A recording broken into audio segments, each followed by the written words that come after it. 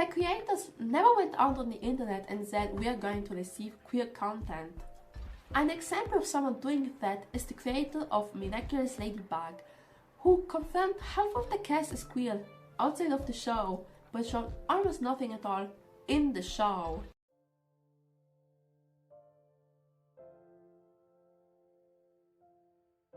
It's Pride Month, and we as queer people have to see a lot of companies promoting queer content regardless of how they treat queer co-workers throughout the whole year. And you know, some of them went so far to donate money to anti-LGBT organizations. Disney. A term that has been floating around lately is the term queerbaiting. It's when a piece of media teases us with queer content, making us believe there will be good representation in the future. But when you actually watch the show, there is nothing.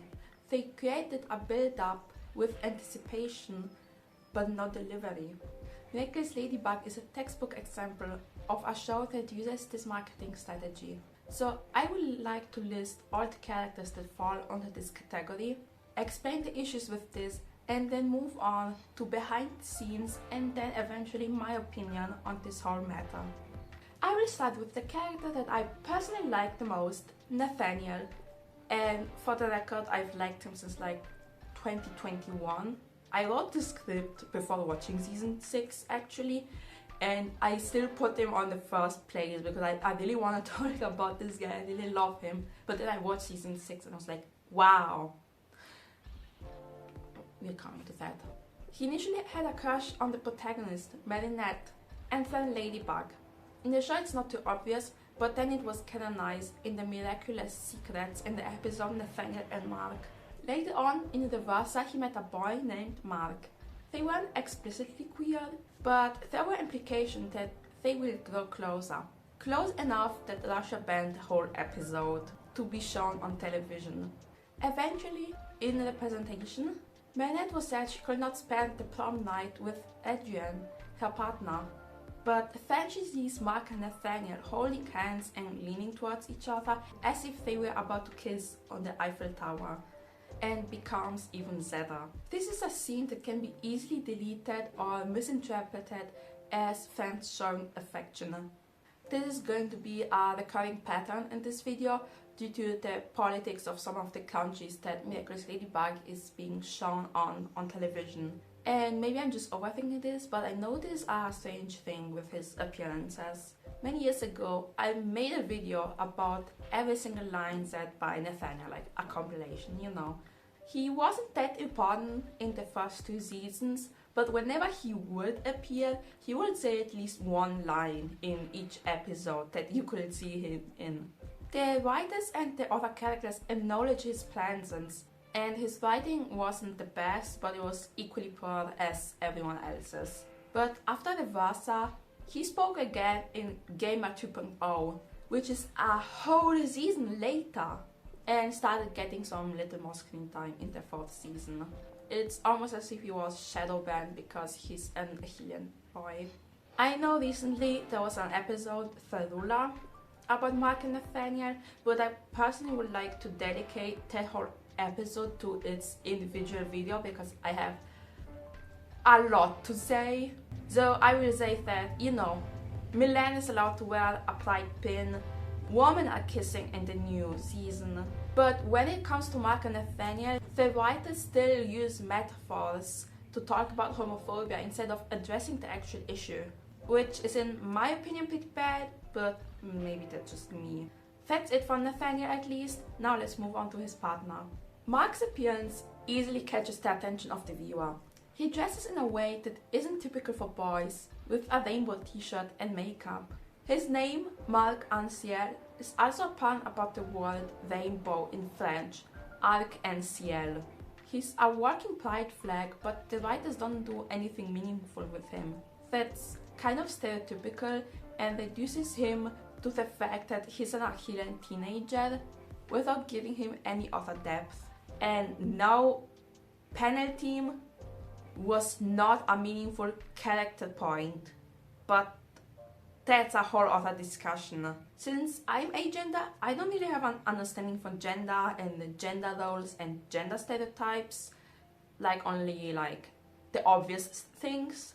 But my brother asked me a while ago why he has the feeling that Marc acts rather girlish. For me, that trait flies over my head since I don't really recognize that, but that's another gay man stereotype inserted into Marc's character. Thomas Astruc, the creator of the show, also explained that he created him based on a bisexual and gender fluid friend. That kinda confused people and made them think that he was canonically bisexual and gender fluid, but the friend eventually clarified that it was not the case. I don't think the original tweet was easy to misunderstand, but I still wanted to add it to show that Astruc just often words things in a way that is confusing. And as previously said, he was caught by Marinette holding hands with Nathaniel, implying he's in an Achillean relationship with him, or will be. Speaking of a canon queer relationship, let's move on to Juleka and Rose. I am pairing up these two because they have the same explanation for how the queer identity was portrayed in the show. First of all, in Zombie Zoo, they were infected by a disease that makes you show affection by touching other people, especially the people you are fond of. These two girls were supposed to kiss, but it was delayed because, you know, for girls. But even without the influence of an acclimatized villain, these two tend to show a lot of affection, even in public with no shame. This attitude makes the lines between friendship and relationship blur. In Psychomedian, Rose explains that you can have love without friendship and leans towards Juleka. I know she wouldn't have to clarify the fact they're in a relationship to their own friends they hang out with every day, but it's kinda disappointing this is how it was canonized in the actual show. It's a scene that can be easily cut off, or the dialogue can be mistranslated on purpose. At some point, way before Psychomedian, someone asked Astruc on Twitter if they were canon. He said yes, but for some reason he had to remind people that the word canon means in French super cute and not necessarily official. He could have been direct about it, but instead he had to make it confusing all over again. Again, he wants to satisfy queer people by confirming them as a canon couple without committing to it. Confirming such things on social media is annoying and a form of bait anyway, but even then he doesn't have the balls to go far enough. For this video I watched season 6 to see if I'm missing anything. And I know the kiss in El Toro de Piedra, but I personally don't see that as a win. After years of queerbaiting, having some slight progress isn't satisfying enough to me personally. Miraculous has had such a long history with queerbaiting. I need to see consistently good and honest representation before I can believe that the writers are truly becoming more progressive. And earlier I said that I have my mixed opinions about Marc and Nathaniel in season 6. Another sapphic couple in this franchise is the ship of Olympia and Barbara from the New York special. They both worked very in sync and trusted each other a lot. The only thing that shows they are queer is a line at the end of the special, when they say they will be more open about their relationship and stop lying. That is such a short line that is very easy to miss, to the point that I missed it throughout most of the time that I've been in the fandom, and I'm a lesbian individual. Another character who admitted to be queer way too shortly is Zoe. Still, she's acted in a way that can be easily censored. As I mentioned, something pretty repetitive. In Adoration, Marinette suspected that Zoe was in love with Adrian. After the fight with the acclimatized villain, Zoe confesses that she is actually in love with her and encourages her to tell Adrian that she loves him. In some dubs, the meaning of the episode was twisted. Instead of Marinette being confessed to, which motivates her to be courageous, Zoe says she was in love with Adrian instead. First of all, it takes away a part of the message. But even the English version, she doesn't directly say she's in love with her, just that it's not Adrian. And Marinette magically realizes it's about her. It doesn't make sense to dedicate a whole episode to Zoe's crush, just for her to never speak it out loud. We actually had some characters who were clear about the queerness. Now let's talk about Alec. In the episode Wishmaker, he was decumatized after being confronted with the fact he never chased his dreams. This actually is a quite depressing reason to get decumatized, in my opinion. Anyway, at the end, he learned the lesson to just do whatever he wants. It's never too late to chase your dreams and make them reality. So, he started his own drag show. I know what you're going to say. Being a drag queen doesn't automatically make you gay. And I agree. Still, it's culturally tied to each other, and Thomas Estrup surely thinks that being a drag queen automatically makes you part of the LGBT community. Or at least that's the impression from everything I heard about him. I also think the message of showing your most true self instead of hiding yourself can be easily applied to being queer though. But again, you don't need metaphors when you legally can say such things out loud. Now let's move on to the last example of someone explicitly being shown to be queer within the show. Miss Bustier was revealed to be pregnant in the New York special. Many people asked many questions about this, such as if we'll ever see her husband. I can't find the original tweet, but Estrup said something in the lines of, "Who said something about a husband?" I think that the assumption of her being sapphic was kinda dumb, since everyone calls her Miss Bustier, as in an unmarried woman. But maybe that's just me. In conclusion, she was akumatized. Gabriel akumatizing a pregnant woman seems kinda unethical to me, on a side note. And at the end of the episode, she was seen kissing with her girlfriend Gisele. That will be cute by itself, but that's a clip that can be easily taken out due to censorship. That type of writing is not that cute. Now I'm going a bit deeper into the iceberg, and you may hear some of these and think, aren't you maybe overthinking it? I might be, but hear me out. In Passion, Nathalie has an inner monologue about her big love that she will do anything for. But when she thinks about it, she sees both Gabriel and Emily at the same time. You might think I'm reaching, but you gotta look at this from a writer's perspective. If Gabriel was her greatest love, why would you show both of them? And in the same episode, she watches the recordings Emily made for her and cries about it. It's confusing on purpose so that the average viewer doesn't notice the implications, but queer people do. Again, it's misleading and unclear, which leaves room for interpretation, another form of bait. Speaking of Gabriel, let's talk about some scenes of him in the French dub.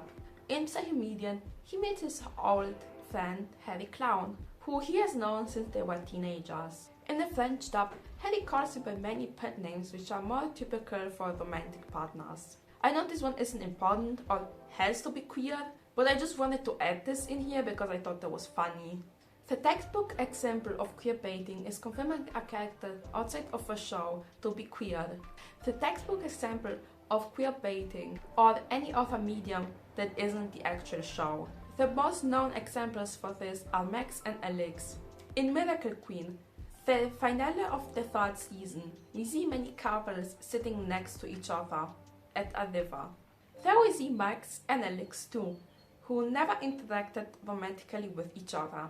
So someone asked about it, and Thomas Estrup replied saying that Max was kind of asexual and Alix was kind of aromantic. Aside from the fact that this is kind of random, I have a few questions about the wording, and I'm on the other spectrum, so I would like to know, what does he mean? Does he mean they have only a little attraction, which is why he said kind of? Does he even know what he's talking about? Now I have an example of queerbaiting outside of social media. They got really creative with this one though. So a while ago, probably some years, the Miraculous team made a set of collectible cards with random facts about every character. One of them stated that Kim actually had two family names, Le Charles and Arthur. That is because he took both names from his fathers. I used to be very pessimistic and think we will never see them, but after seeing Marc's and Nathaniel's parents, my hopes came back that maybe one day we'll get to meet them. Now let's get even deeper into the iceberg. A long while ago, someone made a fan art of Marinette and Mirabel from Encanto kissing, saying they will be girlfriends. Esther commented they would if they met. Now, that doesn't say anything about Mirabel since he doesn't own the show, but about Marinette. And fact is that she can develop romantic attraction towards women such as Mirabel if she was to ever meet her. This is a very random way to confirm your protagonist of a show is sapphic. It feels like such an important fact to mention about her, but said so casually in a context that nobody finds. Aside from the fact that Marinette is a kind of problematic protagonist, Esther tries to write her as a role model for younger watchers. So she could show greater support towards the LGBTQ community, or admit that she's attracted to women too. With good representation, we create acceptance both towards other people and ourselves. But instead, we get this, which is very disappointing and is something that barely anyone even knows about. Now let's move on to our final example of Miraculous Ladybug constantly queerbaiting us. In Protection, Kagami was acclimatized again due to her jealousy towards Adrian's and Marinette's relationship. At the end, she cries that she doesn't want to lose both of them and that she loves them dearly. Now, that doesn't have to be romantic, but it's not the only time her love to Marinette and Adrian was put on the same level. The other time was on the official Miraculous website for a while. There, in her character description, it was stated that she loves Marinette and Adrian. It was not stated on which level or with which label, but we know that for Adrian it's romantic. This is very similar to the situation with Nathalie I previously described. But in one case we saw a suspicious comparison in the show, now it was on a website, it was changed in the meanwhile, but I remember having seen that before the hiatus. And again, very confusing. It makes me question the intention of the words, which I don't like. Now, I have some background information. So basically Thomas Astruc works together with Jeremy Zag, who prohibited him from adding any explicitly queer content in the show, according to him. However, if he's not allowed to do it, why do we still have this massive list of characters who are either implied or confirmed to be queer in the first place? Or why does Milan wear a pride pin in the new season? Nothing against Milan, but it's just the whole hypocrisy of the writers.